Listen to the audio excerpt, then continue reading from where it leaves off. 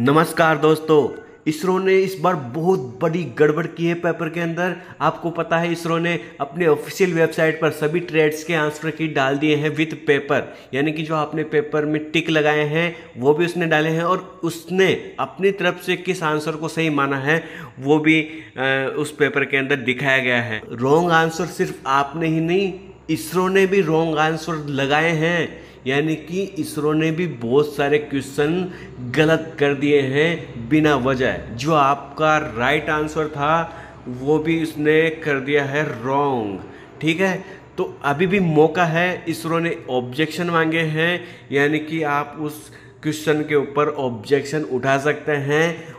उसकी वजह से आपका वो गलत किया हुआ क्वेश्चन वापस सही हो सकता है। और आप सोचिए, अगर आपका एक क्वेश्चन भी अगर गलत होने से बचता है तो आप मेरिट में ऊपर आ सकते हैं। तो चलिए फटाफट पूरे क्वेश्चन पेपर को एनालाइज कर लेते हैं कि किस क्वेश्चन के ऊपर आपको ऑब्जेक्शन उठाना चाहिए और कौन सा क्वेश्चन आपकी तरफ से ही मिस्टेक हुआ है या आपकी ही उसमें गलती थी। तो चलिए पूरा पेपर आज एनालाइज कर लेते हैं और देख लेते हैं कि कौन सा क्वेश्चन हमारा वाकई में सही है और कौन सा क्वेश्चन इसरो ने जानबूझ के गलत किया है। तो चलिए देख लेते हैं। हमारा पहला क्वेश्चन है क्वेश्चन नंबर 1। नीचे दिए गए चिन्ह में कौन फिलेट वेल्ड है। देखिए आपको ये वेल्डिंग सिंबल दिए गए हैं, तो इनमें से पूछ रहा है कि इनमें से कौन सा जो सिंबल है, वेल्डिंग सिंबल है, वो फिलेट वेल्ड का सिंबल है। तो राइट आंसर आना चाहिए ऑप्शन ए। और इसमें आपको बता दूं इसरो ने भी राइट आंसर दिया है ऑप्शन ए। तो ये आंसर बिल्कुल वेरीफाई है, यानी कि ये आपका आंसर सही है। ठीक है, अब आपने क्या लगाया है मैं उसका एनालाइज नहीं कर रहा, मैं पेपर का एनालाइज कर रहा हूँ कि इसरो ने इस क्वेश्चन को सही होते हुए भी सही माना है या गलत माना है। ठीक है, हम उसके ऊपर चर्चा करेंगे। चलिए बढ़ते हैं नेक्स्ट क्वेश्चन की ओर। हमारा नेक्स्ट क्वेश्चन है क्वेश्चन नंबर 2। निम्न में से कौन सा कार्बन स्टील सबसे ज़्यादा वेल्डनीय है। यानी कि विकल्पों के अंदर 4 टाइप के कार्बन स्टील दिए गए हैं परसेंटेज के आधार पर। आप देख रहे हैं इनमें सब में परसेंटेज है, कार्बन की क्या है इनके अंदर परसेंटेज है, और कार्बन के परसेंट के आधार पर ही स्टील के सारे गुणधर्म चेंज हो जाते हैं। तो इनमें से बताया गया है कि इनमें से वो कौन सा कार्बन स्टील है जो सबसे अधिक वेल्डनीय है, यानी कि जो सबसे आसानी से वेल्ड हो सकता है। तो इसमें ओरिजिनल आंसर आना चाहिए ऑप्शन ए, और इसरो ने भी इसमें आंसर दिया है ऑप्शन ए। पूरा क्वेश्चन जो है सही है। ठीक है, चलिए बढ़ते हैं नेक्स्ट क्वेश्चन की ओर। हमारा नेक्स्ट क्वेश्चन है question number 3। Which mechanical properties of metal give resistance to pulling force. यानी कि धातु का वह कौन सा यांत्रिक गुण है जो धातु के खींचे जाने वाले बल का प्रतिरोध करता है, जिसमें हमारा राइट आंसर आ जाएगा ऑप्शन डी। और इसरो ने भी इसमें आंसर दिया है ऑप्शन डी। तो ये पूरा क्वेश्चन क्या है, सही है। आगे बात समझ में। चलिए बढ़ते हैं नेक्स्ट क्वेश्चन की ओर। हमारा नेक्स्ट क्वेश्चन है क्वेश्चन नंबर 4। आर्क वेल्डिंग में अत्यधिक धारा का परिणाम होता है। यानी कि आर्क वेल्डिंग के दौरान यदि आपने अधिक करंट सेट कर रखा है मशीन के ऊपर तो उससे क्या हो सकता है। तो इसमें हमारा राइट आंसर आना चाहिए ऑप्शन बी। आर्क वेल्डिंग में अत्यधिक धारा का परिणाम होता है, यानी कि आर्क वेल्डिंग के दौरान अगर आपने करंट ज़्यादा सेट कर रखा है मशीन के ऊपर तो उसकी वजह से हमारे वेल्डिंग में क्या डिफेक्ट आ सकते हैं, क्या प्रॉब्लम्स आ सकती है। तो इसमें हमारा राइट आंसर आना चाहिए ऑप्शन बी। अत्यधिक छिड़काव, यानी कि वेल्डिंग के दौरान स्पेटर्स बहुत सारे आएंगे। दूसरी बात, अर्धकर्तन किनारे, यानी कि जो मेटल्स के किनारे हैं, आप अगर करंट अधिक रखकर वेल्डिंग करेंगे तो जॉब के किनारे कटने लग जाते हैं, जिसे क्या कहते हैं, अंडरकट। ठीक है, और उसके बाद में है असमान जमाव, यानी कि जो आप बीड लगाएंगे उसकी जो आकार है वो सही से नहीं जमेगा। वो बीड भी क्या है कि असमान जमेगी, कहीं चौड़ी, कहीं सकड़ी, कहीं ऊंची, कहीं नीची, तो काफ़ी दिक्कत आती है। और इलेक्ट्रोड की क्षति, यानी कि इलेक्ट्रोड फालतू में वेस्ट हो जाएगा, कोई उपयोग वहाँ पे उसका अच्छे से नहीं हो पाएगा। तो ये सारे डिफेक्ट वेल्डिंग के अंदर आते हैं अगर आप वेल्डिंग के दौरान अधिक करंट सेट करके वेल्डिंग करते हैं। तो इसरो ने इसमें जो आंसर दिया है वो दिया है ऑप्शन डी, इनमें से कोई नहीं। तो ये आंसर इसरो की तरफ से बिल्कुल क्या है, गलत। तो आपको इस क्वेश्चन के ऊपर क्या उठाना चाहिए, ऑब्जेक्शन। ठीक है, तो इस क्वेश्चन के ऊपर आपको ऑब्जेक्शन उठाना है। ठीक है, तो हो सकता है आपका ये क्वेश्चन दोबारा रिवाइज होके आपका आंसर सही कर दिया जाए। ठीक है, तो चलिए बढ़ते हैं नेक्स्ट क्वेश्चन की ओर। हमारा नेक्स्ट क्वेश्चन है क्वेश्चन नंबर 5। शोल्डर यानी कि टांका एक मिश्र धातु से बना है, यानी कि जो शोल्डर है वो किन किन से मिलकर बना होता है। ठीक है, तो इसमें हमारा राइट आंसर आ जाएगा option C, tin plus lead. हमेशा याद रखना, निम्मी ने भी ये अपने सिलेबस में दे रखा है कि शोल्डर जो है टिन प्लस लेड का बना होता है। तो इसमें इसरो ने जो आंसर दिया है वो दिया है ऑप्शन बी, जो बिल्कुल क्या है, गलत। तो ये क्वेश्चन भी क्या है, पूरा गलत, और आपको इस पे क्या उठाना चाहिए, ऑब्जेक्शन। ठीक है, ये हो सकता है आपने सही आंसर दिया दे, जैसे मान लीजिए इस बच्चे ने इसमें आंसर दे रखा है 3 नंबर का, तो वो 3 नंबर का हमारा आंसर क्या है, सी है बिल्कुल। तो इसका आंसर बिल्कुल राइट था, लेकिन इसरो ने इसको क्या कर दिया है, गलत कर दिया है। तो अगर ये ऑब्जेक्शन उठाएगा तो हो सकता है इसका आंसर सही कर दिया जाए, और एक क्वेश्चन का बहुत बड़ा मायने निकलता है अगर आप मेरिट को देखते हैं तो। ठीक है, चलिए बढ़ते हैं नेक्स्ट क्वेश्चन की ओर। हमारा नेक्स्ट क्वेश्चन है question number 6, an example of solid state welding. यानी कि सॉलिड स्टेट वेल्डिंग ऐसी वेल्डिंग होती है जिसमें जॉब को फ्यूज नहीं किया जाता है। ठीक है, पहले तो बात है कि उसमें जॉब को फ्यूज नहीं किया जाता है। दूसरी बात, उसमें किसी प्रकार के फिलर रोड का उपयोग नहीं किया जाता है। तो ऐसे वेल्डिंग प्रोसेस होते हैं, उनको कहते हैं सॉलिड स्टेट वेल्डिंग। तो इन दिए गए विकल्पों में से हमारा राइट आंसर आएगा, वो आएगा option C, explosive welding. Explosive welding को हम सॉलिड स्टेट वेल्डिंग कहते हैं। और देखते हैं कि इसरो ने इसमें कौन सा आंसर सही किया है। तो इसरो ने भी इसमें ऑप्शन सी सही किया है। तो इसरो की तरफ से जो आंसर दिया गया है बिल्कुल क्या है, सही। ठीक है, इस पे कोई ऑब्जेक्शन आपको उठाने की ज़रूरत नहीं है। ठीक है, चलिए बढ़ते हैं नेक्स्ट क्वेश्चन की ओर। हमारा नेक्स्ट क्वेश्चन है क्वेश्चन नंबर 7। आर्क वेल्डिंग में आर्क की लंबाई लगभग होनी चाहिए, यानी कि आर्क वेल्डिंग के दौरान आर्क लेंथ कितनी रखनी चाहिए, जिसमें हमारा राइट आंसर आना चाहिए ऑप्शन ए, इलेक्ट्रोड के व्यास के बराबर। और इसमें इसरो ने आंसर दिया है ऑप्शन ए, यानी कि ये पूरा क्वेश्चन क्या है, सही है। ठीक है, चलिए बढ़ते हैं नेक्स्ट क्वेश्चन की ओर। हमारा नेक्स्ट क्वेश्चन है question number 8। Wire brush is use to remove, यानी कि वायर ब्रश का उपयोग किसको रिमूव या किसको हटाने के लिए किया जाता है। तो हमारा राइट आंसर आना चाहिए option B, dust and slag dust from the job, यानी कि जॉब के ऊपर से डस्ट यानी कि कचरा वचरा साफ करने के लिए या स्लैग को हटाने के लिए हम वायर ब्रश का उपयोग करते हैं। तो इसमें इसरो ने भी ये आंसर दिया है, इसरो का आंसर बी है। तो ये पूरा क्वेश्चन क्या है, सही है। ठीक है, चलिए बढ़ते हैं नेक्स्ट क्वेश्चन की ओर। हमारा नेक्स्ट क्वेश्चन है क्वेश्चन नंबर 9। ब्रेजन जोड़ का पश्चिम मार्जिन क्यों जरूरी है, यानी कि आपने ब्रेजिंग कर ली है, उसके बाद में उस जॉब को क्लीन करना क्यों जरूरी है। ठीक है, तो इसमें हमारा राइट आंसर आ जाएगा ऑप्शन ए, संक्षारण से बचने के लिए, यानी कि ब्रेजिंग करने के बाद में जॉब को वायर ब्रश से अच्छे से साफ करना चाहिए। ठीक है, अगर आप उसके ऊपर वायर ब्रश की सहायता से क्लीन नहीं करेंगे तो उसके ऊपर क्या होने लग जाता है, कोरोजन आने लगता है। ठीक है, इसमें इसरो ने भी आंसर ए दे रखा है, तो ये पूरा क्वेश्चन क्या है, सही है। ठीक है, चलिए बढ़ते हैं नेक्स्ट क्वेश्चन की ओर। हमारा नेक्स्ट क्वेश्चन है question number 10। How is brittleness related to impact strength, यानी कि ब्रिटलनेस जो होती है वो किस तरह से इम्पैक्ट स्ट्रेंथ से संबंधित होती है। तो इसमें राइट आंसर आना चाहिए option B, brittleness is inversely proportional to impact strength. ये इसमें राइट आंसर आना चाहिए, और इसरो ने भी इसमें राइट आंसर यही दिया है ऑप्शन बी। तो यहाँ जो क्वेश्चन है वो पूरा राइट है। ठीक है, चलिए बढ़ते हैं नेक्स्ट क्वेश्चन की ओर। हमारा नेक्स्ट क्वेश्चन है क्वेश्चन नंबर 11। उचित वेल्ड जोड़ का सामर्थ्य उसी के आधार धातु की तुलना में होगा, यानी कि अगर आपने एक प्रॉपर जॉइंट लगाया है, एक अच्छा जॉइंट लगाया है, तो उसकी जो मजबूती है वो उसकी मुख्य धातु यानी कि मेन जॉब की तुलना में उसकी ताकत कितनी होती है। तो उसमें हमारा राइट आंसर आना चाहिए ऑप्शन बी, अधिक। यानी कि एक अच्छे जॉइंट की जो ताकत है, एक अच्छे जॉइंट की जो मजबूती है, वो मुख्य धातु से भी क्या होती है, अधिक होती है।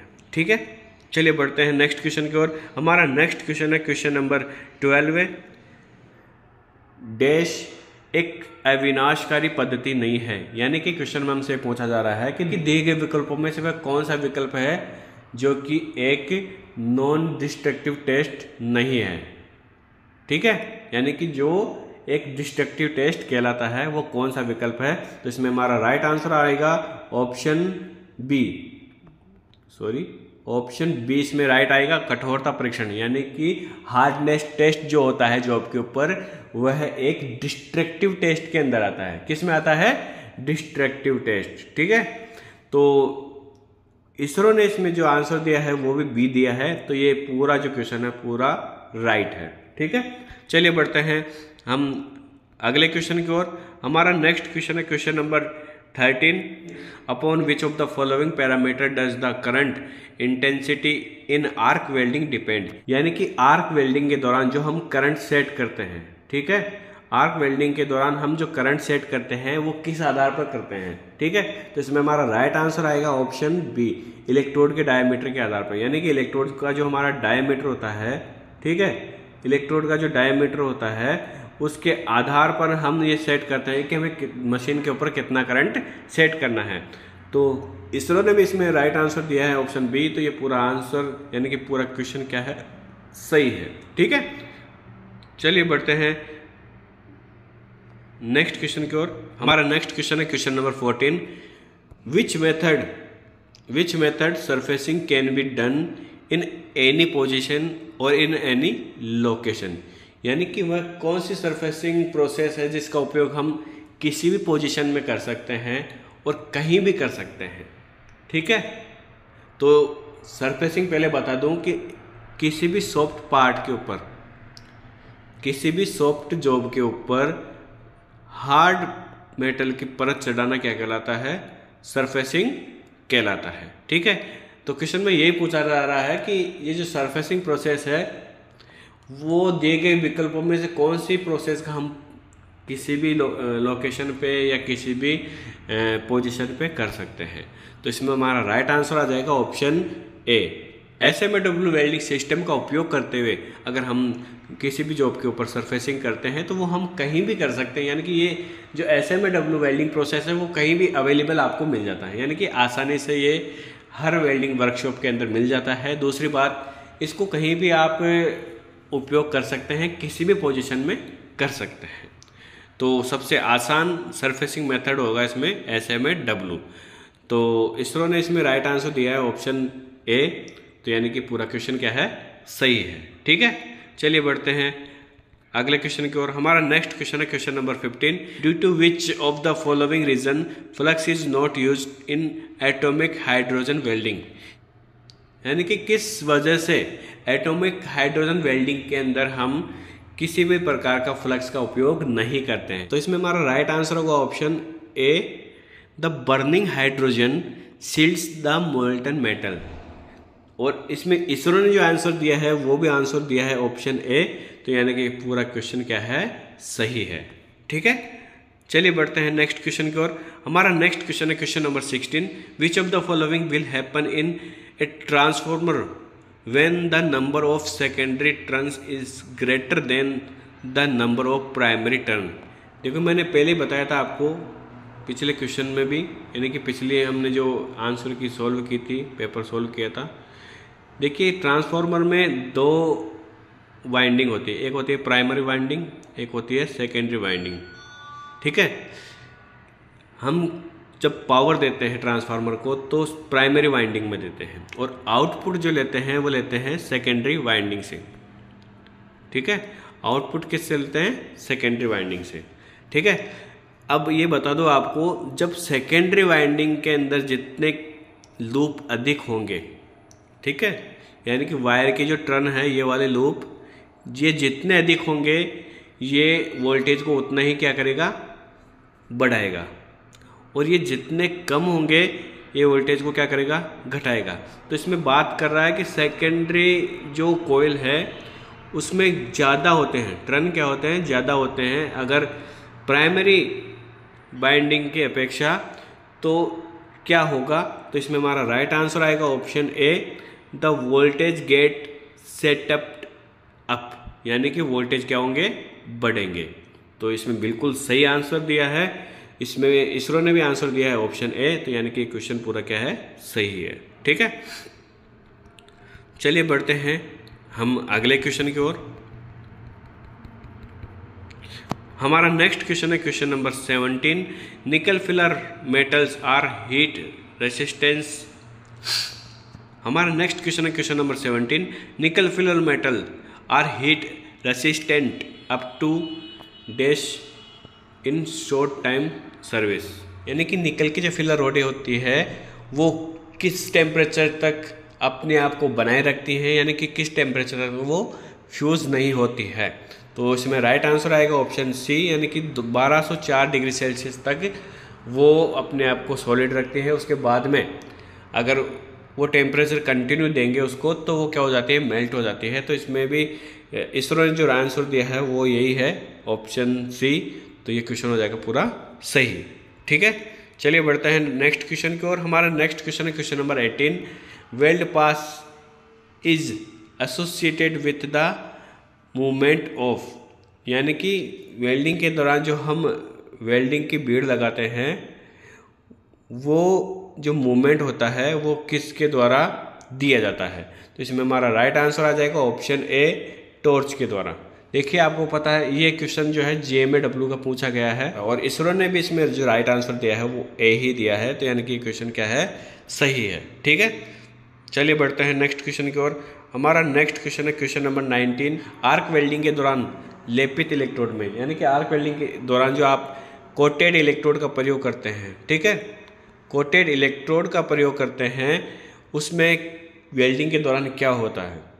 तो इसमें हमारा राइट आंसर आएगा ऑप्शन डी, पहले छड़ पिघलती है और फिर लेपन। यानी कि वेल्डिंग के दौरान क्या होता है कि पहले जो इलेक्ट्रोड का कोर वायर होता है वो फ्यूज हो जाता है, उसके साथ ही पर बाद में क्या होता है, हमारा फ्लक्स फ्यूज होता है। वेल्डिंग के दौरान हमेशा क्या होता है, पहले हमारा कोर वायर पिघलता है, उसके बाद में क्या पिघलता है, हमारा फ्लक्स पिघलता है। ठीक है, इसरो ने भी इसमें जो राइट आंसर दिया है वो ऑप्शन डी दिया है। तो ये क्वेश्चन क्या है, पूरा सही है। ठीक है, चलिए बढ़ते हैं नेक्स्ट क्वेश्चन की ओर। हमारा नेक्स्ट क्वेश्चन है question number 20, the depth up to which the filler material is mix up with base metal is called. यानी कि जॉब की गहराई तक, ठीक है, जॉब की गहराई तक अगर फिलर मेटल जॉब से अच्छी तरह से मिक्स अप हो जाता है, फ्यूज हो जाता है, तो इसको क्या कहते हैं, तो इसको कहते हैं पेनिट्रेशन। क्या कहते हैं, पेनिट्रेशन। हमारा राइट आंसर आ जाएगा ऑप्शन सी, और इसने इसरो में भी आंसर दिया है ऑप्शन सी। तो हमारा क्वेश्चन क्या है, बिल्कुल सही है। ठीक है, चलिए बढ़ते हैं नेक्स्ट क्वेश्चन की ओर। हमारा नेक्स्ट क्वेश्चन है क्वेश्चन नंबर 21, WPS का मतलब है, यानी कि WPS की फुल फॉर्म क्या आएगी। तो इसमें राइट आंसर आ जाएगा ऑप्शन ए, वेल्डिंग प्रोसीजर स्पेसिफिकेशन। ठीक है, तो इसरो ने भी इसमें यही आंसर दिया है, तो हमारा राइट आंसर हो जाएगा बिल्कुल। ठीक है, चलिए बढ़ते हैं नेक्स्ट क्वेश्चन की ओर। हमारा नेक्स्ट क्वेश्चन है क्वेश्चन नंबर 22, यदि एक तार जिसका प्रतिरोध 1000 ओम है उसमें से 20 एम्पीयर की धारा 1 मिनट के लिए बह रही है, तब प्रतिरोध वेल्डिंग में कितनी ऊष्मा उत्पन्न होगी। ये आपको जूल में काउंट करना है। तो मैंने पिछले वीडियो के अंदर इसका कैलकुलेशन समझा दिया था। देखो मैंने आपको बताया था कि हीट रेजिस्टेंस वेल्डिंग के अंदर जो हीट बनती है वो I² RT से बनती है। ठीक है, इसमें I² यानी कि जो एम्पियर है वो है 20 का स्क्वायर हो जाएगा और गुणा हो जाएगा रेजिस्टेंस कितना है 1000। ठीक है, और टाइम जो होगा वो 1 मिनट के अंदर सेकंड कितने होती है, 60 सेकंड। तो इसको आप अगर सोल्व करेंगे तो इसमें राइट आंसर आ जाएगा ऑप्शन ए, 24,000। ठीक है, 24,000 किलो जूल वहाँ पर हीट जनरेट होगी हमारे जॉब के ऊपर। ठीक है, तो इसरो ने भी इसमें राइट आंसर दिया है ऑप्शन ए, यानी कि ये क्वेश्चन पूरा क्या है, सही है। ठीक है, चलिए बढ़ते हैं हम हमारे नेक्स्ट क्वेश्चन की ओर।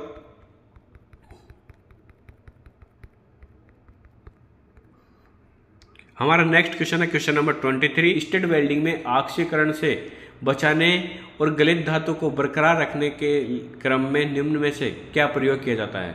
यानी कि हमसे पूछा जा रहा है कि स्टड वेल्डिंग में हमारे जॉब को यानी पिघले हुए मेटल को ऑक्सीडेशन से या बाहर के गैसों के बुरे प्रभाव से बचाने के लिए किसका उपयोग किया जाता है। तो इसमें राइट आंसर है ऑप्शन ए, सिरामिक वलय, यानी कि एक सिरामिक रिंग आती है उसका प्रयोग हम स्टड वेल्डिंग के अंदर करते हैं, जिससे कि वो सिरामिक जो रिंग होती है वो वेल्ड पुल को पूरा कवर कर लेती है और हमारा जो ऑक्सीडेशन से बच जाता है। तो इसरो ने भी इसमें राइट आंसर दिया है ऑप्शन ए। तो ये पूरा क्वेश्चन क्या है, सही है। ठीक है, चलिए बढ़ते हैं नेक्स्ट क्वेश्चन की ओर। हमारा नेक्स्ट क्वेश्चन है question number 24। Which of the following process is not a resistance welding process. यानी कि दिए गए विकल्पों में से वह कौन सी वेल्डिंग प्रक्रिया है जो कि रेजिस्टेंस वेल्डिंग के अंदर नहीं आती है। तो इसमें हमारा राइट आंसर आ जाएगा option D, friction welding. Friction welding एक सॉलिड स्टेट वेल्डिंग है। ठीक है, तो ये किसी भी प्रकार का रेसिस्टेंस वेल्डिंग प्रोसेस नहीं है, इसलिए राइट आंसर इसरो ने भी यही आंसर दिया है ऑप्शन डी। तो पूरा क्वेश्चन क्या है, सही है। ठीक है, चलिए बढ़ते हैं नेक्स्ट क्वेश्चन की ओर। हमारा नेक्स्ट क्वेश्चन है question number 25।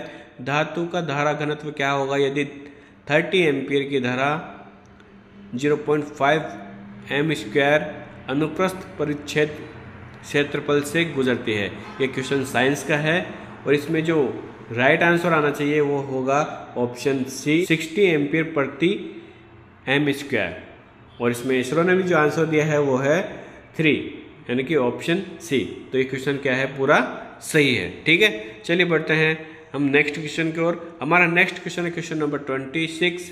Weaving in arc welding refer to, यानी कि वेल्डिंग के अंदर जब हम वेल्डिंग बीड लगाते हैं उसमें जो वीविंग करते हैं हम वो किस हिसाब से करते हैं। तो इसमें राइट आंसर आ जाएगा option A, side to side motion. यानी कि वेल्डिंग के दौरान हम इलेक्ट्रोड को साइड से साइड तक मोशन देते हैं, पूरा घुमा कर चलते हैं। ठीक है, दूसरी बात एट राइट एंगल, यानी कि इलेक्ट्रोड को एक सही एंगल पर पकड़ते हुए वेल्डिंग करते हैं, यह भी बिल्कुल सही है।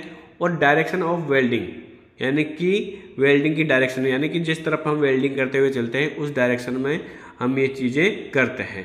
तो इसमें राइट आंसर ए आ जाएगा और इसरो ने भी इसमें राइट आंसर दिया है ऑप्शन ए। तो ये क्वेश्चन पूरा क्या है, और बिल्कुल सही है। ठीक है, चलिए बढ़ते हैं हम नेक्स्ट क्वेश्चन की ओर। हमारा नेक्स्ट क्वेश्चन है क्वेश्चन नंबर 27।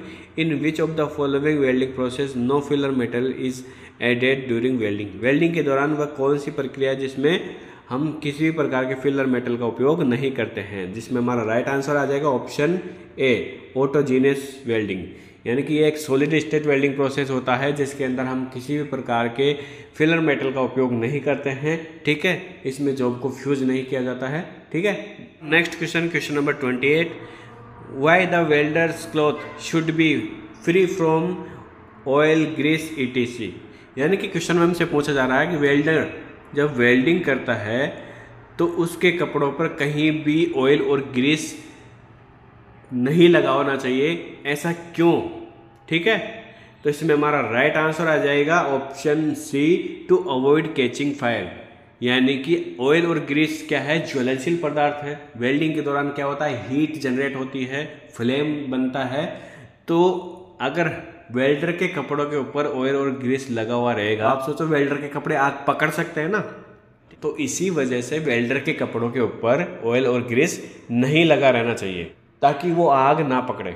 ठीक है, तो इसरो ने भी इसमें राइट आंसर दिया है ऑप्शन सी, यानी कि क्वेश्चन क्या है, सही है। ठीक है, चलिए बढ़ते हैं नेक्स्ट क्वेश्चन की ओर। हमारा नेक्स्ट क्वेश्चन है question number 29। Find the type of weld joint the following symbol is indicating. यानी कि इसमें जो ये वेल्डिंग चिन्ह दिखाया गया है क्वेश्चन के अंदर, वो कौन सा वेल्ड को प्रदर्शित करता है। यानी कि अगर आपकी वेल्ड ड्राइंग के अंदर ऐसा सिंबल आ जाए तो उसका मीनिंग क्या है, उसका मतलब क्या होता है। तो इसमें हमारा राइट आंसर आ जाएगा option D, but weld between rise edge of plate. यानी कि सिंबल का मतलब है कि आप जिस प्लेट के ऊपर वेल्डिंग करने जा रहे हैं उसके किनारे ऐसे ऊपर उठाए हुए हैं। ठीक है, और आपको यहाँ पर वेल्डिंग करना है ऊपर उठाए हुए किनारों के ऊपर। इसको क्या कहते हैं, एज जॉइंट कहते हैं। क्या कहते हैं, एज जॉइंट कहते हैं। तो आपको इस प्रकार की वेल्डिंग करनी है। आगे बात समझ में। तो इसमें इसरो ने जो हमारा राइट आंसर दिया है ऑप्शन डी दिया है और बिल्कुल सही है। तो ये पूरा क्वेश्चन क्या है, सही है। ठीक है, चलिए बढ़ते हैं नेक्स्ट क्वेश्चन की ओर। हमारा नेक्स्ट क्वेश्चन है question number 30। Plain butt welds may be use on materials up to approximately, यानी कि दिए गए विकल्पों में से वो कौन सा विकल्प है जहाँ तक कि आप प्लेन बट वेल्डिंग कर सकते हैं। तो इसमें राइट आंसर आ जाएगा ऑप्शन ए, 25 mm थिक प्लेट के ऊपर आप प्लेन बट वेल्डिंग लगा सकते हैं। और इसरो ने भी इसमें राइट आंसर दिया है ऑप्शन ए, यानी कि ये क्वेश्चन क्या है, सही है। ठीक है, चलिए बढ़ते हैं नेक्स्ट क्वेश्चन की ओर। हमारा नेक्स्ट क्वेश्चन है क्वेश्चन नंबर 31। कौन से वेल्डिंग प्रक्रम में विस्फोट की एक परत को विस्फोट करके दाब लगाया जाता है। देखो इसमें विस्फोट का नाम आ रहा है, क्वेश्चन में पड़ी विस्फोट, यानी कि विस्फोट करके वेल्डिंग करेंगे। तो ऐसी वेल्डिंग कौन सी प्रोसेस में की जाती है। तो इसमें राइट आंसर आ जाएगा ऑप्शन बी, विस्फोटक वेल्डिंग में। देखो क्वेश्चन में ही इसका आंसर छुपा है। विस्फोट करेंगे किस वेल्डिंग में करेंगे, विस्फोटक वेल्डिंग में ही करेंगे। ठीक है, एक्सप्लोजिव वेल्डिंग भी इसको कहा जाता है। तो इसमें राइट आंसर बी हो जाएगा और इसरो ने भी इसमें राइट आंसर बी ही दिया है। तो इसमें ये क्वेश्चन क्या है, राइट है। ठीक है, चलिए बढ़ते हैं नेक्स्ट क्वेश्चन की ओर। हमारा नेक्स्ट क्वेश्चन है question number 32। In which welding process the electric energy required for welding is stored in the capacitor, यानी कि क्वेश्चन में हमसे पूछा जा रहा है कि वह कौन सा वेल्डिंग प्रोसेस है जिसमें आवश्यक इलेक्ट्रिक एनर्जी कैपेसिटर के द्वारा प्राप्त होती है। तो इसमें राइट आंसर आएगा ऑप्शन ए, परक्यूशन वेल्डिंग। यह एक रेजिस्टेंस वेल्डिंग प्रोसेस होता है जो बहुत ही एडवांस टेक्नोलॉजी के साथ बना हुआ है। ठीक है, इसके द्वारा बिल्कुल बारीक बारीक पतले पतले तार भी वेल्ड किए जा सकते हैं। इसमें क्या होता है कि जो हमारा पावर सोर्स होता है, जैसे हमारा डीसी पावर सोर्स हो गया, रेक्टिफायर हो गया, उसके आगे एक कैपेसिटर लगा होता है।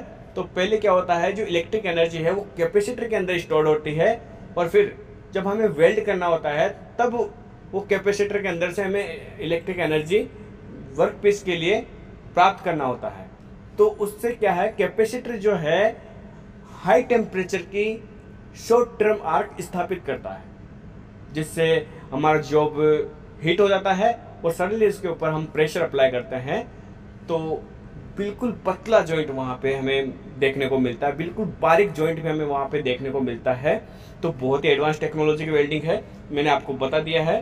तो इसमें राइट आंसर है ऑप्शन ए, परक्यूशन वेल्डिंग, और इसमें इसरो ने भी हमें यही राइट आंसर दिया है ऑप्शन ए।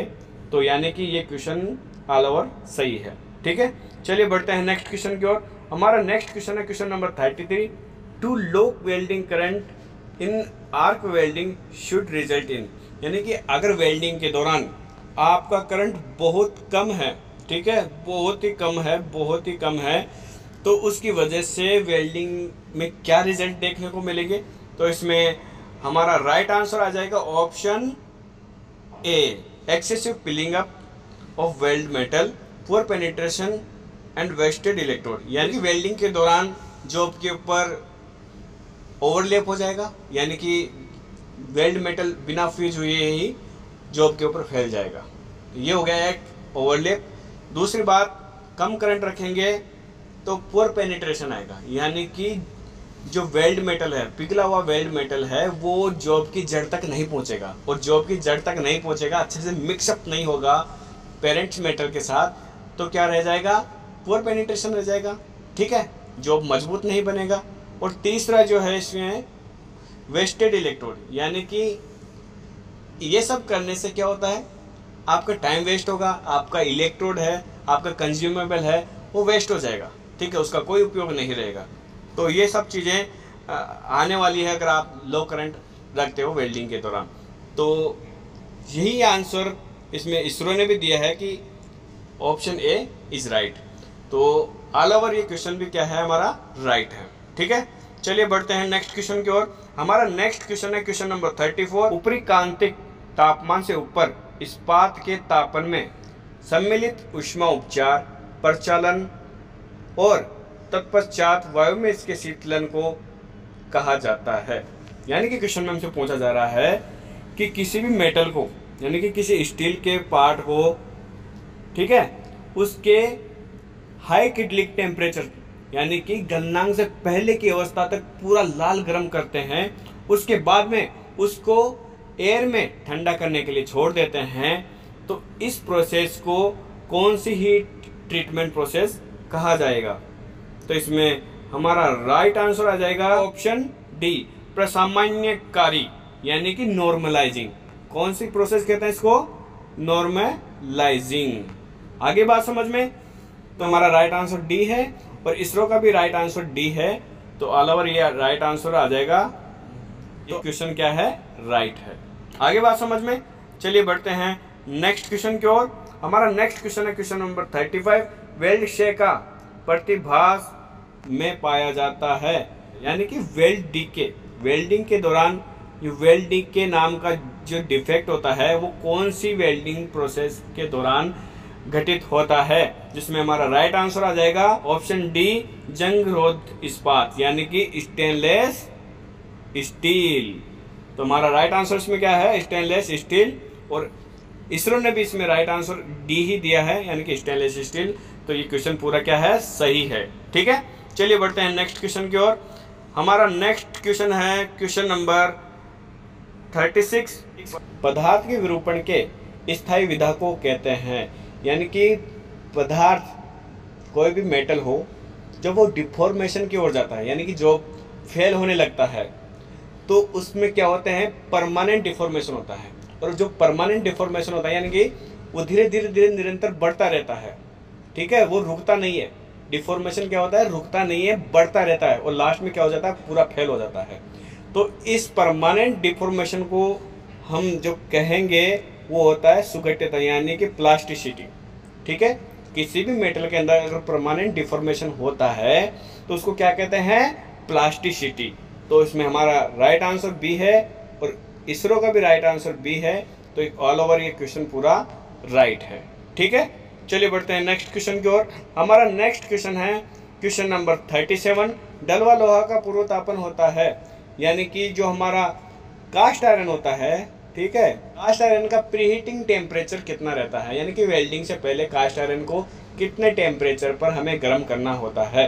तो जिसमें हमारा राइट आंसर आ जाएगा ऑप्शन ए, 200 से 300 डिग्री के बीच में। ठीक है, तो हमारा राइट आंसर है उसी अकॉर्डिंग इसरो का भी राइट आंसर यही है, ऑप्शन ए, यानी कि ऑल ओवर ये क्वेश्चन क्या है? राइट है। चलिए बढ़ते हैं नेक्स्ट क्वेश्चन की ओर। हमारा नेक्स्ट क्वेश्चन है question number 38। Aluminium can be joined to another aluminium with the use of solder, यानी कि एल्यूमिनियम को एल्यूमिनियम से वेल्ड करने के लिए, एल्यूमिनियम को एल्यूमिनियम के साथ ही जॉइंट करने के लिए हमें किस फिलर मेटल का प्रयोग करना है? ठीक है, तो इसमें हमारा राइट आंसर आ जाएगा ऑप्शन सी, कैडमियम सिल्वर, यानी कि कैडमियम सिल्वर टाइप का जो ये फिलर रोड होता है उसी का प्रयोग हम एल्यूमिनियम को एल्यूमिनियम के साथ में शोल्डर करने के लिए प्रयोग करते हैं। ठीक है, तो इसरो का भी राइट आंसर यही है और ये क्वेश्चन क्या है? हमारा राइट है। ठीक है, चलिए बढ़ते हैं नेक्स्ट क्वेश्चन की ओर। हमारा नेक्स्ट क्वेश्चन है question number 39। Which of the following defect is influenced by sulphur and carbon content of weld metal, यानी कि क्वेश्चन में हमसे पूछा जा रहा है कि वेल्डिंग के दौरान यदि सल्फर और कार्बन की मात्रा पिघले हुए वेल्ड मेटल में प्रवेश कर जाती है तो उससे वेल्डिंग में क्या इफेक्ट आएगा? तो इसमें हमारा राइट आंसर आ जाएगा ऑप्शन बी, हॉट क्रैकिंग, यानी कि जब हमारा पिघला हुआ मेटल सॉलिड होने की अवस्था में जाएगा उसी समय क्या हो जाएगा? उसमें क्रैक आ जाएंगे। ठीक है, इसको क्या कहते हैं? हॉट क्रैकिंग कहते हैं। ठीक है, तो ये डिफेक्ट वहाँ पे आ जाएगा और इसमें इसरो ने भी यही आंसर सही दिया है, यानी कि ऑप्शन बी इसरो ने भी क्लियर किया है। तो हमारा ऑल ओवर ये क्वेश्चन क्या है? राइट है। ठीक है, चलिए बढ़ते हैं नेक्स्ट क्वेश्चन की ओर। हमारा नेक्स्ट क्वेश्चन है क्वेश्चन नंबर 40। ऊपरी क्रांतिक तापमान से अधिक इस्पात के तापन में सम्मिलित ऊष्मा उपचार प्रचलन और इसके बाद भट्टी में शीतलन को क्या कहा जाता है? क्वेश्चन मैंने पिछले वीडियो में आपको समझा दिया था कि यानी कि जॉब को किटलिंग टेम्परेचर तक गर्म करते हैं, यानी कि पिघलने की पूर्व की अवस्था तक फुल लाल गर्म करते हैं, उसके बाद में यदि उसको बाद में भट्टी के अंदर ही ठंडा होने के लिए छोड़ देते हैं कि धीरे धीरे ठंडा होता रहेगा, तो इस हीट ट्रीटमेंट प्रोसेस को क्या कहते हैं? तो इसमें हमारा राइट आंसर आ जाएगा ऑप्शन ए, एनीलिंग। क्या कहते हैं इसको? एनीलिंग। और इसरो ने भी यही आंसर राइट किया है, तो ऑल ओवर इक्वेशन क्या है? राइट है। ठीक है, चलिए बढ़ते हैं नेक्स्ट क्वेश्चन की ओर। हमारा नेक्स्ट क्वेश्चन है question number 41, the defect of arc blow will be totally absent in, यानी कि जो आर्क ब्लो का डिफेक्ट होता है वह कंप्लीटली ऐसा वेल्डिंग प्रोसेस भी है जिसके अंदर बिल्कुल नहीं आता। तो वह कौन सा वेल्डिंग प्रोसेस होगा? वो होगा एसी वेल्डिंग मशीन के साथ अगर हम वेल्डिंग करेंगे, ठीक है, एसी यानी कि अल्टरनेटिंग करंट वाली वेल्डिंग मशीन के साथ यानी कि हम वेल्डिंग करेंगे, तो उसमें क्या है कि कभी भी आर्क ब्लो की समस्या नहीं आती है। आर्क ब्लो की समस्या कब आती है? हम जब डीसी वेल्डिंग के मशीन के साथ अगर वेल्डिंग करते हैं तब आर्क ब्लो की समस्या आ सकती है। ठीक है, तो हमारा राइट आंसर है सी, और इसरो का भी राइट आंसर है ऑप्शन सी। तो टोटल इक्वेशन क्या है? सही है। ठीक है, चलिए बढ़ते हैं अगले क्वेश्चन की ओर। हमारा अगला क्वेश्चन है question number 42, copper and aluminium can be joint by brazing when this alloy is use, यानी कि कॉपर। चलिए बढ़ते हैं नेक्स्ट क्वेश्चन की ओर। हमारा नेक्स्ट क्वेश्चन है question number 42, copper and aluminium can be joint by brazing when this alloy is use, यानी कि कॉपर और एल्यूमिनियम को आपस में वेल्ड किया जा सकता है। ठीक है, किसके द्वारा? ब्रेजिंग के द्वारा। आ रही बात समझ में? यानी कि ब्रेजिंग के द्वारा हम कॉपर और एल्यूमिनियम को एक साथ जॉइंट कर सकते हैं, लेकिन वो कब करेंगे, यानी कि किस टाइप का फिलर मेटल यूज करेंगे जब वो हम वेल्ड कर पाएंगे। तो इसमें हमारा राइट आंसर आ जाएगा ऑप्शन बी, एल्यूमिनियम सिलिकॉन, यानी कि एल्यूमिनियम सिलिकॉन टाइप का फिलर रोड अगर हम यहाँ पे यूज करेंगे तो हम, ठीक है, तो हम क्या कर पाएंगे? कॉपर और एल्यूमिनियम को एक साथ ब्रेजिंग कर पाएंगे। आगे बात समझ में? तो इसरो ने भी इसमें राइट आंसर दिया है ऑप्शन बी, तो यानी कि ये क्वेश्चन क्या है? सही है। ठीक है, चलिए बढ़ते हैं नेक्स्ट क्वेश्चन की ओर। हमारा नेक्स्ट क्वेश्चन है question number 43, which one of the following is the simplest type of resistance welding use in making lap joint, यानी कि दिए गए विकल्पों में से वह कौन सी वेल्डिंग प्रोसेस है जो सबसे सिंपल है, ठीक है, और जिसके द्वारा लैप जॉइंट बहुत ही आसानी से लगाया जा सकता है। तो ये सारे प्रोसेस तो पहले बता दूं आपको रेजिस्टेंस वेल्डिंग के ही है, और इनमें सबसे आसान जो रेजिस्टेंस वेल्डिंग होती है वो होती है रेजिस्टेंस स्पोर्ट, ऑप्शन है, यानी कि स्पोर्ट वेल्डिंग जो है सबसे आसान भी है, सबसे सुविधाजनक भी है, और इससे आसानी से लैप जॉइंट तैयार किए जा सकते हैं बहुत ही कम समय में। तो इसरो ने भी राइट आंसर यही दिया है ऑप्शन ए। तो टोटल क्वेश्चन क्या है? ये राइट है। ठीक है, इसके बाद में बढ़ते हैं नेक्स्ट क्वेश्चन की ओर। हमारा नेक्स्ट क्वेश्चन है क्वेश्चन नंबर 44, टी मोटाई की चादर को बिंदु वेल्डिंग करने के लिए इलेक्ट्रोड नोक का व्यास डैश के बराबर होगा, यानी कि क्वेश्चन में हमसे ये पूछा जा रहा है कि रेजिस्टेंस स्पोर्ट वेल्डिंग के द्वारा अगर आप किसी भी थिकनेस वाली प्लेट को वेल्ड कर रहे हैं तो उसमें जो हम स्पोर्ट का इलेक्ट्रोड यूज करते हैं, ठीक है, स्पोर्ट वेल्डिंग का जो इलेक्ट्रोड होता है कॉपर का, उसकी नोक का जो डायमीटर होता है वो कितना होना चाहिए। ठीक है, तो इसमें राइट आंसर आ जाएगा ऑप्शन ए, √T, यानी कि इसमें इसरो ने भी यही आंसर दिया है और इसका आंसर भी यही है, तो ये क्वेश्चन क्या है? सही है। ठीक है, चलिए बढ़ते हैं नेक्स्ट क्वेश्चन की ओर। हमारा नेक्स्ट क्वेश्चन है question number 45, the mixture of iron oxide and aluminium oxide are used in thermit welding is, जिसमें हमारा राइट आंसर आ जाएगा ऑप्शन सी, 3:1, यानी कि थर्मिट वेल्डिंग के अंदर हम जो रासायनिक चूर्ण का उपयोग करते हैं उसके अंदर आयरन ऑक्साइड की मात्रा रहेगी वो रहेगी 3, ठीक है, और एल्यूमिनियम ऑक्साइड की जो मात्रा रहेगी वो रहेगी 1। ठीक है, तो इसमें हमारा राइट आंसर है ऑप्शन सी, और इसरो का राइट आंसर है ऑप्शन सी। तो दोनों आंसर मैच हो गए, तो इसका मतलब ये आंसर सही है, ये क्वेश्चन सही है। ठीक है, चलिए बढ़ते हैं नेक्स्ट क्वेश्चन की ओर।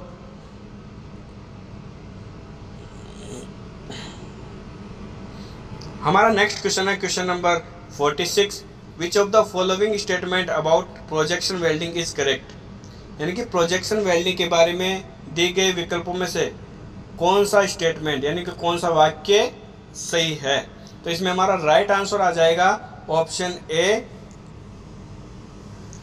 It is multi sport welding process, यानी कि जो प्रोजेक्शन वेल्डिंग होती है वह एक मल्टी स्पोर्ट वेल्डिंग प्रोसेस होती है। ये एक स्पोर्ट वेल्डिंग का एडवांस रूप है। स्पोर्ट वेल्डिंग में आपको पता है एक बार में एक ही स्पोर्ट लगाया जाता है प्लेट के ऊपर, ठीक है, लेकिन प्रोजेक्शन वेल्डिंग के द्वारा हम एक ही बार में किसी भी जॉब के ऊपर मल्टी स्पोर्ट यानी कि 3, 4, 5, 6 कितने भी स्पोर्ट हम लगा सकते हैं, ठीक है। तो इसीलिए इसको प्रोजेक्शन वेल्डिंग कहा जाता है और इसको मल्टी स्पोर्ट वेल्डिंग प्रोसेस भी कहा जाता है। तो इसमें हमारा आंसर भी ए है और इसरो का आंसर भी ए है, तो इसका मतलब ये आंसर, ये क्वेश्चन राइट है, ठीक है। चलिए बढ़ते हैं नेक्स्ट क्वेश्चन की ओर। हमारा नेक्स्ट क्वेश्चन है question number 47। Basic constituents of Monel metals are, यानी कि क्वेश्चन में हमसे ये पूछा जा रहा है कि जो मोनल मेटल है वह किन दो धातुओं से मिलकर बना होता है। इसमें हमारा राइट आंसर आ जाएगा ऑप्शन ए, निकल प्लस कॉपर, यानी कि जो मोनल मेटल होता है वो निकल व कॉपर से मिलकर जो नई धातु बनती है उसी को हम मोनल मेटल कहते हैं। तो इसमें इसरो का भी राइट आंसर ए है और हमारा भी राइट आंसर क्या है, ए। तो ये क्वेश्चन क्या है, राइट है, ठीक है। चलिए बढ़ते हैं नेक्स्ट क्वेश्चन की ओर। हमारा नेक्स्ट क्वेश्चन है क्वेश्चन नंबर 48। निम्नलिखित में से कौन सा आरेख अवतल फिलेट वेल्ड को चित्रित करता है, यानी कि क्वेश्चन में हमसे पूछा जा रहा है कि इनमें से दिए गए सभी विकल्पों में से आप देख रहे हैं 1, 2, 3, 4, ये 4 चित्र है। इन चारों चित्रों में से वह कौन सा चित्र है, वह कौन सी ड्राइंग है जो अवतल फिलेट वेल्ड यानी कि कॉनकेव टाइप की फिलेट वेल्ड को प्रदर्शित कर रहा है, ये कॉनकेव फिलेट वेल्ड को बता रहा है। तो इसमें से हमारा राइट आंसर आ जाएगा ऑप्शन बी। देख लीजिए आप, इसमें जो फिलेट वेल्ड लगी हुई है आप देख सकते हैं इस टाइप में लगी हुई है, यानी कि जो हमारी वेल्डिंग की बीड है वो अंदर धसी हुई है और इसी को हम क्या कहते हैं, कॉनकेव वेल्ड, ठीक है। तो इसरो ने भी इसमें राइट आंसर दिया है ऑप्शन बी और इसका मतलब है कि हमारा क्वेश्चन बिल्कुल राइट है, ठीक है। चलिए बढ़ते हैं अगले क्वेश्चन की ओर। हमारा नेक्स्ट क्वेश्चन है क्वेश्चन नंबर 49। वेल्डिंग में विरूपण का घटित होना किन वजह से होता है, यानी कि वेल्डिंग में डिस्टोर्शन किस वजह से आता है। जिसमें हमारा राइट आंसर है ऑप्शन डी, वेल्ड धातु और सन्निकट मूल धातु के असमान प्रसारण और सिकुड़न से। देखिए आपको बता दूं क्वेश्चन में क्या कहा जा रहा है। क्वेश्चन में हमसे पूछ रहा है कि वेल्डिंग के दौरान जो डिस्टोर्शन आता है वो किस वजह से आता है। तो इसका आंसर ये होगा कि आपको पता है वेल्डिंग के दौरान जॉब क्या होता है, गर्म होता है, गर्म होता है ना। तो कोई भी मेटल जब हीट होती है तो वह फैलती है, पता है आपको। किसी भी जॉब को आप गर्म करोगे तो फैलता है और जब ठंडा होता है तो सिकुड़ता है। तो यही फैलने और सिकुड़ने के बीच में थोड़ा गैप रह जाता है, यानी कि जितना फैलता है उतना सिकुड़ता नहीं है और जितना सिकुड़ता है उतना फैलता नहीं है। इस तरह की जो असमानता है उसी से क्या रह जाता है, हमारे जॉब के अंदर डिस्टोर्शन रह जाता है, ठीक है। तो इसरो ने भी इसी को राइट ऑप्शन बताया है, इसका मतलब ये क्वेश्चन राइट है, ठीक है। चलिए बढ़ते हैं नेक्स्ट क्वेश्चन की ओर। हमारा नेक्स्ट क्वेश्चन है क्वेश्चन नंबर 50। वेल्ड प्रकार वी टक्कर का चिन्ह है, यानी कि क्वेश्चन हमसे पूछा जा रहा है कि आपके सामने ये जो वेल्डिंग सिंबल दिए हुए हैं इनमें से कौन सा welding symbol V butt joint को प्रदर्शित करता है। इसमें हमारा राइट आंसर आ जाएगा ऑप्शन ए और इसमें इसरो ने भी राइट आंसर दिया है ऑप्शन ए। इसका मतलब कि क्वेश्चन क्या है, राइट है, ठीक है। चलिए बढ़ते हैं नेक्स्ट क्वेश्चन की ओर। नेक्स्ट क्वेश्चन है क्वेश्चन नंबर 51। निम्न में से कौन सा एसिटिलीन गैस बनाने में प्रयोग होता है।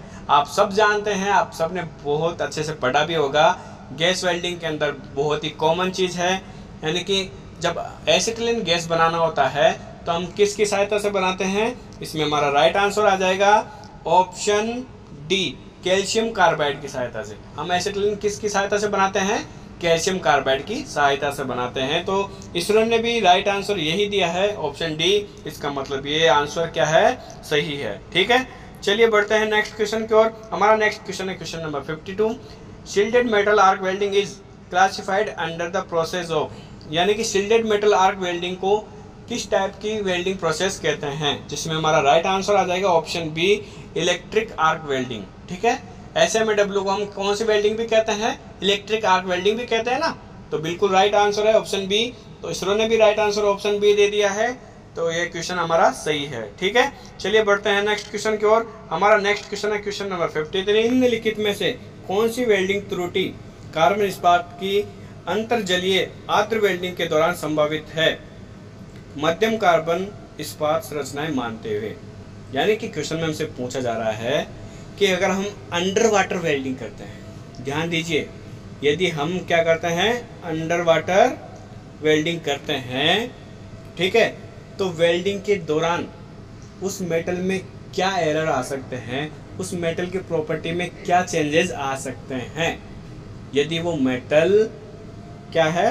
मीडियम कार्बन स्टील माना जाए तो, यानी कि वो जो हम वेल्ड कर रहे हैं वो मेटल कौन सा है? मीडियम कार्बन स्टील है। ठीक है, और हम उसको क्या कर रहे हैं? अंडर वाटर वेल्डिंग कर रहे हैं। तो वेल्डिंग के दौरान उस मेटल के ऊपर क्या बुरा प्रभाव पड़ेगा, ये हमसे पूछा जा रहा है। तो इसमें हमारा राइट आंसर आ जाएगा ऑप्शन सी, निम्न तन्यता उच्च कठोरता। यानी कि उस स्टील के अंदर जो तन्यता है, जो टेंसाइल स्ट्रेंथ है, वो कम हो जाएगी और कठोरता बढ़ जाएगी, यानी कि उस जॉब के अंदर हार्डनेस ज़्यादा आ जाएगी। तो इस प्रकार का एरर, इस प्रकार की प्रॉपर्टीज के अंदर चेंजेस उस मेटल के अंदर आ जाएंगे। तो इसमें हमने राइट आंसर दिया है ऑप्शन सी, और इसरो ने भी इसमें राइट आंसर दिया है ऑप्शन सी। इसका मतलब क्वेश्चन राइट है। ठीक है, चलिए बढ़ते हैं अगले क्वेश्चन की ओर। हमारा नेक्स्ट क्वेश्चन है क्वेश्चन नंबर 54। निम्नलिखित वेल्ड प्रतीक क्या स्पष्ट करता है? यानी कि क्वेश्चन में हमसे पूछा जा रहा है कि ये जो वेल्डिंग सिंबल है ये क्या स्पष्ट करता है, क्या बता रहा है, यानी कि इसका मतलब क्या है कि किस प्रकार की वेल्डिंग हमें करनी है? तो इसमें हमारा राइट आंसर आ जाएगा ऑप्शन सी, कि हमें इस प्रकार की वेल्डिंग करनी है। ठीक है, देखिए मैं पिछला क्वेश्चन भी इसी से रिलेटेड था। ये जो सिंबल है ना, ये है कॉनकेव वेल्ड का। ठीक है, यानी कि जो हमारी भीड़ होनी चाहिए वो ऐसे दसी हुई रहनी चाहिए। ये जो सिंबल है पीछे वाला, ये है फिलेट वेल्ड का। ठीक है, टी जॉइंट हो सकता है, कॉर्नर जॉइंट भी हो सकता है। ठीक है, तो इस प्रकार के जॉइंट लगाएंगे जिसके अंदर हमें बेड़ क्या बनानी है? अंदर दसी हुई कॉनकेव टाइप की वेल्ड बेड़ वहां पे लगानी है। यही हमसे ये सिंबल कह रहा है। ठीक है, इसमें हमारा राइट आंसर है सी, और इसरो का भी राइट आंसर है इसमें सी। तो यानी कि क्वेश्चन क्या है? राइट है। ठीक है, चलिए बढ़ते हैं नेक्स्ट क्वेश्चन की ओर। हमारा नेक्स्ट क्वेश्चन है क्वेश्चन नंबर 55। निम्नलिखित में से कौन से धातु में अधिकतम गलनांक है? यानी कि दिए गए विकल्पों में से वह कौन सा मेटल है जिसकी गलनांक बिंदु सबसे हाई है? ठीक है, इसमें राइट आंसर हो जाएगा, बिना देखे ही बता दूं आपको, ऑप्शन बी, टंगस्टन। हम शुरू से जब से ITI में एडमिशन लिया यही पढ़ते हैं कि सबसे अधिक टेम्परेचर टंगस्टन का होता है। आगे बात समझ में? तो बिल्कुल सही है, ये क्वेश्चन बिल्कुल ओके है। इसके बाद बढ़ते हैं नेक्स्ट क्वेश्चन की ओर। हमारा नेक्स्ट क्वेश्चन है क्वेश्चन नंबर 56। कांच से कांच और कांच से धातु को सोल्डरिंग करने के लिए किसका उपयोग करते हैं? यानी कि किस प्रकार के शोल्डर फिलर का प्रयोग हम उपयोग करेंगे? तो इसमें राइट आंसर आ जाएगा ऑप्शन डी, इंडियम टिन। यानी कि इंडियम और टिन को मिलाकर जो फिलर रोड बनाई जाती है, उसी से हम कांच से मेटल या कांच से कांच को शोल्डर कर सकते हैं। ठीक है, तो इसरो ने भी इसमें राइट आंसर दिया है ऑप्शन डी। तो ये टोटल ये जो क्वेश्चन है मतलब कि ये है राइट। ठीक है, चलिए बढ़ते हैं नेक्स्ट क्वेश्चन की ओर। हमारा नेक्स्ट क्वेश्चन है question number 57। For welding metals less than 5 mm thick following method of gas welding would give best result. यानी कि यदि हम गैस वेल्डिंग के द्वारा 5 mm से कम, ठीक है, 5 mm से कम मोटे प्लेट को वेल्ड कर रहे हैं तो कौन सी वेल्डिंग टेक्निक हम गैस वेल्डिंग के दौरान यूज करेंगे जिससे कि हमें एक अच्छा वेल्डिंग जॉइंट प्राप्त हो। इसमें हमारा राइट आंसर आ जाएगा ऑप्शन ए, फोरहेड वेल्डिंग, जिसको हम लेफ्ट वर्ड वेल्डिंग भी कहते हैं। तो इसरो ने भी इसमें ऑप्शन ए राइट किया है, यानी कि ये क्वेश्चन क्या है, सही है। ठीक है, चलिए बढ़ते हैं अगले क्वेश्चन की ओर। हमारा अगला क्वेश्चन है क्वेश्चन नंबर 58।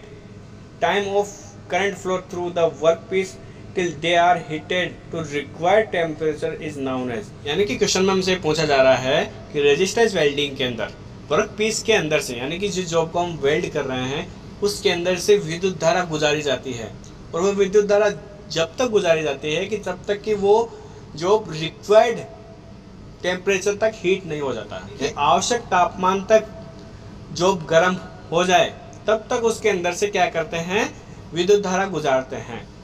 तो वो जो विद्युत धारा गुजारने का जो टाइम है, यानी जब तक हमने विद्युत धारा उस जॉब के अंदर से गुजारी है, उस टाइम को रेजिस्टेंस वेल्डिंग के टर्म में क्या कहा जाता है। तो इसमें हमारा राइट आंसर आ जाएगा ऑप्शन डी, वेल्ड टाइम। और इसरो ने भी इसमें राइट आंसर दिया है ऑप्शन डी, यानी कि ये क्वेश्चन क्या है, पूरा सही है। ओके, चलिए बढ़ते हैं नेक्स्ट क्वेश्चन की ओर। हमारा नेक्स्ट क्वेश्चन है क्वेश्चन नंबर 59।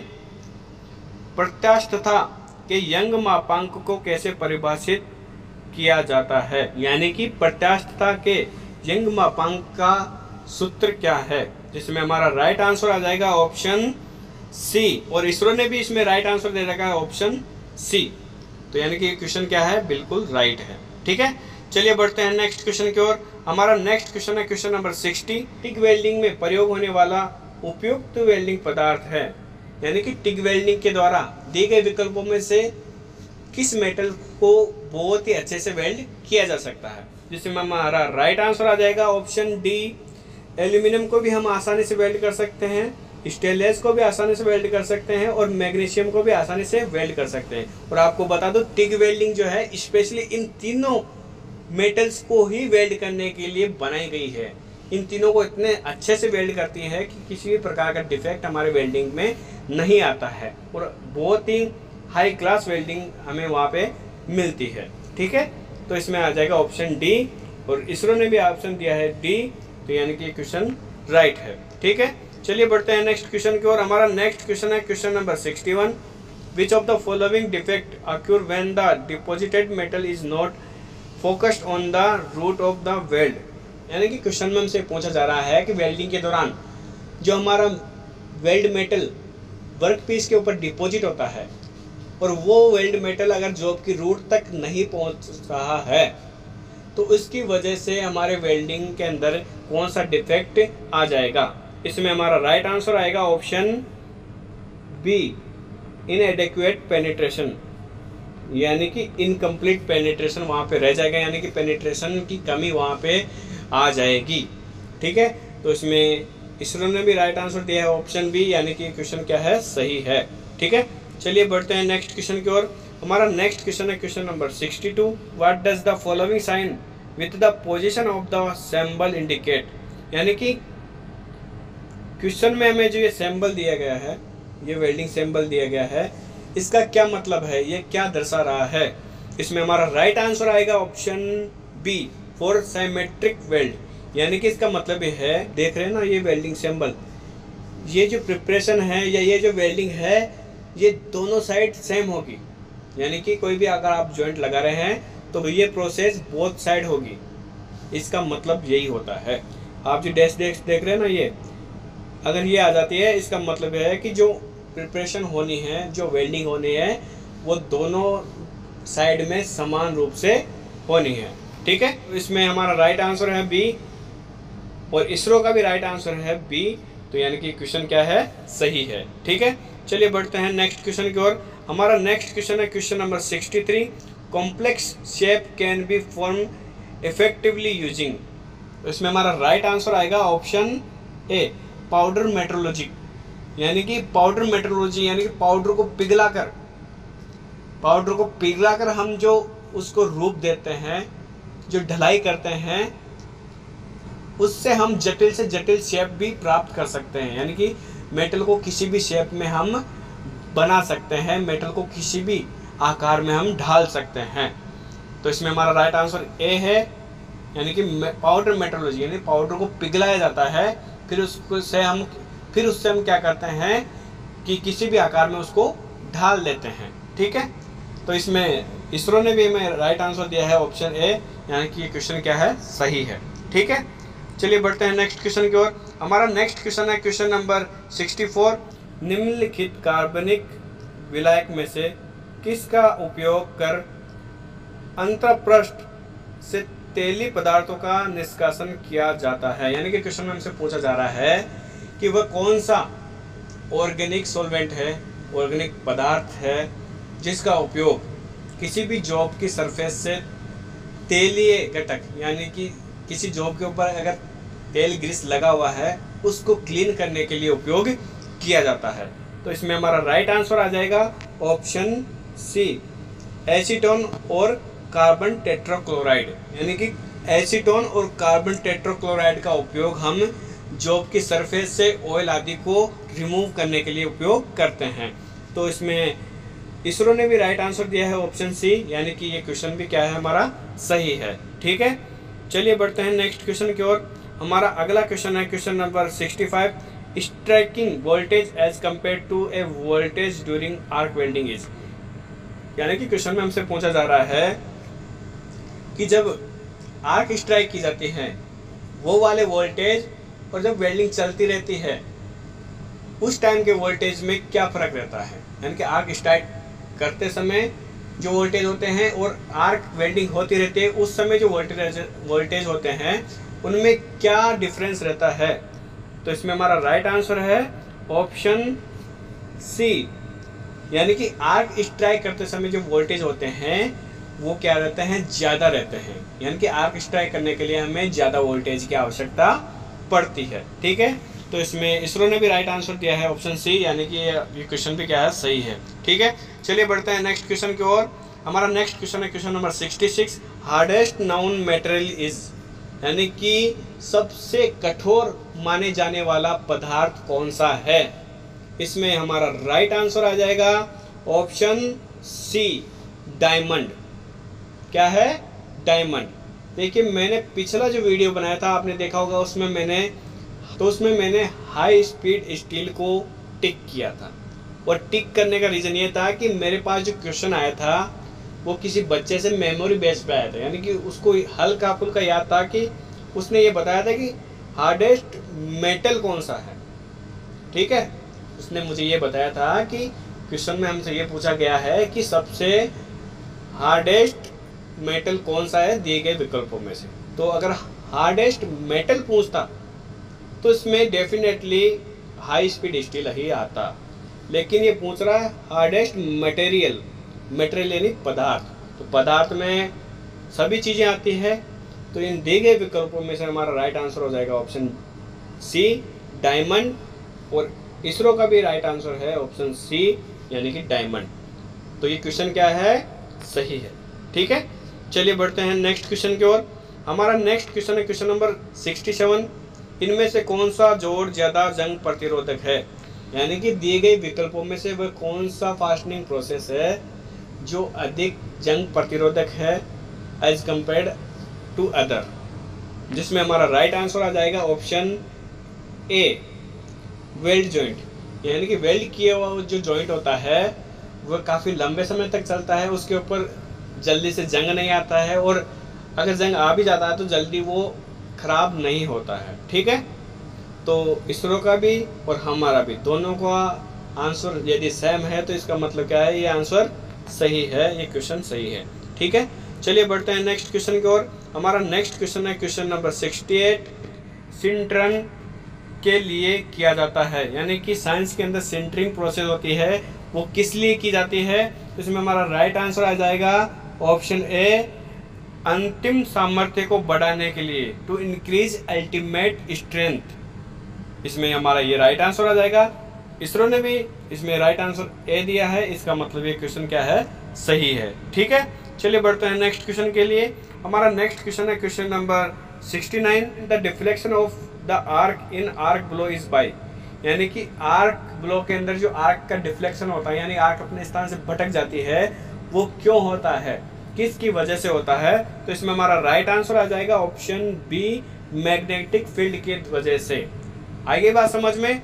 तो इसरो ने भी हमारा राइट आंसर बी दिया है, इसका मतलब ये क्वेश्चन भी क्या है, सही है। ठीक है, चलिए बढ़ते हैं नेक्स्ट क्वेश्चन की ओर। हमारा नेक्स्ट क्वेश्चन है क्वेश्चन नंबर 70। प्रतिरोधी वेल्डिंग में काम में ली जाने वाली वोल्टता है, यानी कि रेजिस्टेंस वेल्डिंग के अंदर कितने वोल्ट की धारा हम उपयोग करते हैं। इसमें हमारा राइट आंसर आ जाएगा ऑप्शन बी, 10 वोल्टेज। ठीक है, तो इसमें इसरो ने भी राइट आंसर बी ही दिया है, इसका मतलब ये क्वेश्चन क्या है, सही है। चलिए बढ़ते हैं नेक्स्ट क्वेश्चन की ओर। हमारा नेक्स्ट क्वेश्चन है question number 71। Preheating is essential in welding for, यानी कि किस पदार्थ की या किस मेटल की वेल्डिंग करने के लिए प्रीहीटिंग करना बहुत ही जरूरी होता है। तो इसमें हमारा राइट आंसर आ जाएगा ऑप्शन सी, कास्ट आयरन। देखिए, कास्ट आयरन को कभी भी वेल्ड करना है तो उससे पहले उसको क्या करना पड़ता है, प्रीहीट। और प्रीहीट कितने टेम्परेचर पर करते हैं, 200 डिग्री सेल्सियस से लेकर 300 डिग्री सेंटीग्रेड पर हम कास्ट आयरन को प्रीहीट करते हैं। उसके बाद में हम क्या करते हैं, उसके ऊपर वेल्डिंग करते हैं। ठीक है, जिससे क्या है कि क्रैकिंग वगैरह नहीं आती है। ठीक है, चलिए बढ़ते हैं नेक्स्ट क्वेश्चन की ओर। नेक्स्ट क्वेश्चन है क्वेश्चन नंबर 72। आर्क वोल्टता V आर्क के लंबाई L पर किस प्रकार से निर्भर करता है, यानी कि आर्क वोल्टेज और आर्क लेंथ के बीच में क्या संबंध है। ठीक है, तो इसमें हमारा राइट आंसर आ जाएगा option A, V equal to L, यानी कि जो वोल्टेज होते हैं हमेशा आर्क लेंथ के बराबर होते हैं। जैसे जैसे आर्क लेंथ बढ़ेगी वोल्टेज भी क्या होते हैं, बढ़ जाते हैं, और जैसे जैसे आर्क लेंथ घटती है तो वोल्टेज भी क्या हो जाते हैं, मशीन के ऊपर घट जाते हैं। तो ये दोनों एक दूसरे के समानुपाती चलते रहते हैं। ठीक है, चलिए बढ़ते हैं नेक्स्ट क्वेश्चन की ओर। हमारा नेक्स्ट क्वेश्चन है question number 73। Where does maximum flame temperature occur, यानी कि गैस वेल्डिंग के अंदर फ्लेम जो होता है उसके अंदर सबसे अधिक टेम्परेचर कहाँ होता है।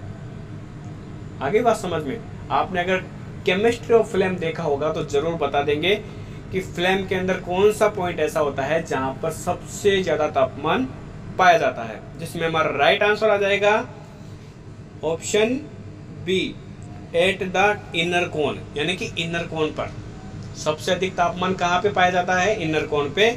इसरो ने भी राइट आंसर बी दिया है, तो हमारा क्वेश्चन क्या है, सही है। ठीक है, चलिए बढ़ते हैं नेक्स्ट क्वेश्चन की ओर। हमारा नेक्स्ट क्वेश्चन है question number 74। Electron beam welding machine में निर्वात किस कोटि का रखा जाता है, यानी कि इलेक्ट्रॉन बीम वेल्डिंग के अंदर जो वाइब्रेशन होता है, ठीक है, वो कितना होता है। इसमें हमारा राइट आंसर आ जाएगा ऑप्शन डी, 10⁻⁻5 टोर। और इसमें इसरो ने भी राइट आंसर दे रखा है ऑप्शन डी, इसका मतलब ये क्वेश्चन क्या है, सही है। ठीक है, चलिए बढ़ते हैं नेक्स्ट क्वेश्चन की ओर। हमारा नेक्स्ट क्वेश्चन है question number 75। The symbol for seam welding is, यानी कि दिखाए गए वेल्डिंग सिंबल में, ये सारे सिंबल दिखाए गए हैं, इनमें से कौन सा सिंबल जो है सीम वेल्डिंग को दर्शाता है कि आपको सीम वेल्डिंग करनी है। तो इसमें हमारा राइट आंसर आ जाएगा ऑप्शन डी। इसरो ने भी राइट आंसर दे रखा है ऑप्शन डी, इसका मतलब ये आंसर, ये क्वेश्चन सही है। ठीक है, चलिए बढ़ते हैं नेक्स्ट क्वेश्चन की ओर। हमारा नेक्स्ट क्वेश्चन है question number 76। The junction between the weld base and base metal is known as, यानी कि ऐसी जगह जहां बेस मेटल और वेल्ड मेटल दोनों जाकर मिलते हैं उसको क्या कहा जाता है। आपको बता देता हूँ एक डायग्राम के माध्यम से।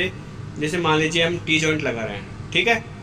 अब आप वेल्डिंग लगाएंगे, यहाँ पर लगाएंगे ना, तो यहाँ पर जो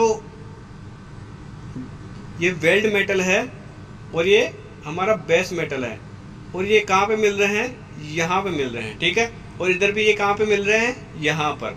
तो ये वाला जो पॉइंट है जहाँ पर ये दोनों चीज़ें मिल रही हैं, वेल्ड मेटल और बेस मेटल, उसको हम क्या कहेंगे, टो। क्या कहेंगे, टो। और इसको भी क्या कहेंगे, टो, यानी वेल्डिंग का किनारा। ये क्या कहलाता है, वेल्डिंग का किनारा। तो इसमें हमारा राइट आंसर हो जाएगा option B, toe of weld. और इसमें इसरो ने भी राइट आंसर दिया है option B, toe of weld. तो ये क्वेश्चन क्या है, सही है, ठीक है। चलिए बढ़ते हैं अगले क्वेश्चन की ओर।